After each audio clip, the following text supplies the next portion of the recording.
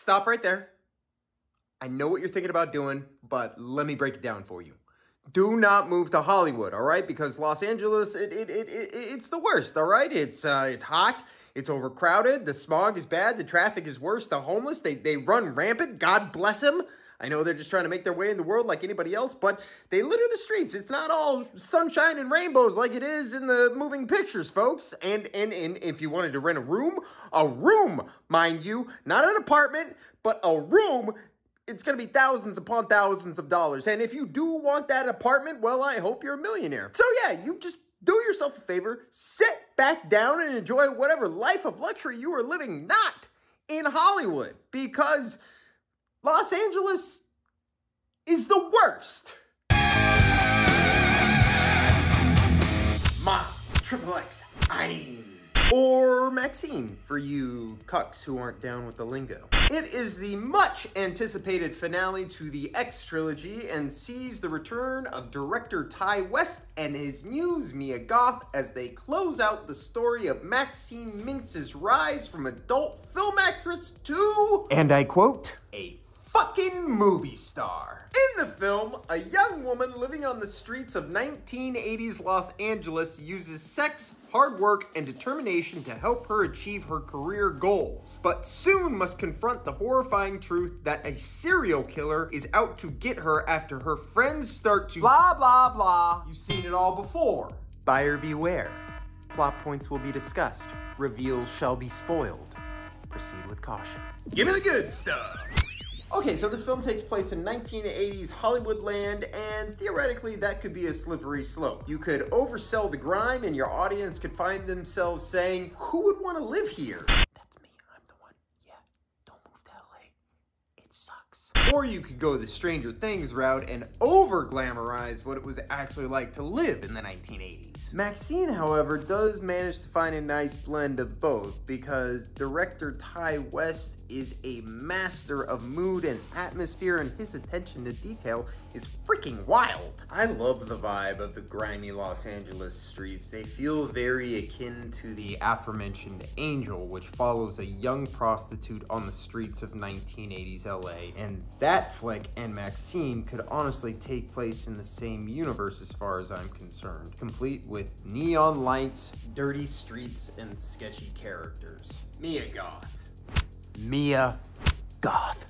After her performances in the first two pictures of this trilogy, I'm really not sure what more I can say beyond the fact that she is, simply put, a spectacular actress and is 1000% underrated outside of genre films. If Pearl made one thing clear, it is that Mia Goth is an actress whose talent far exceeds her accolades and star power. I love Kevin Bacon. And I remember seeing him in the trailer and thinking that it was just like so out of left field that he was even in this movie. And I stand by that sentiment, but he is just so good in this, and he steals like every scene that he is in. I would absolutely love a spin-off series concerning his character. He just hams it up. No pun intended. Definitely intended. Has this sleazy private eye, and it just put a smile on my face every time he was on screen. And on top of all that, he might have one of the gnarliest deaths I have ever seen in a moving picture. And to piggyback on that, the gore in this flick is truly terrific. They clearly spared no expense. Not only do we get the aforementioned bloody bacon bust, trademark, but we have switchblades up the nostrils, crucifixes to the face, eye slashing, nose bashing, one of the most realistic decapitated heads I've ever seen. Oh! And someone gets their balls smashed by a stiletto heel, and they actually showed it to us.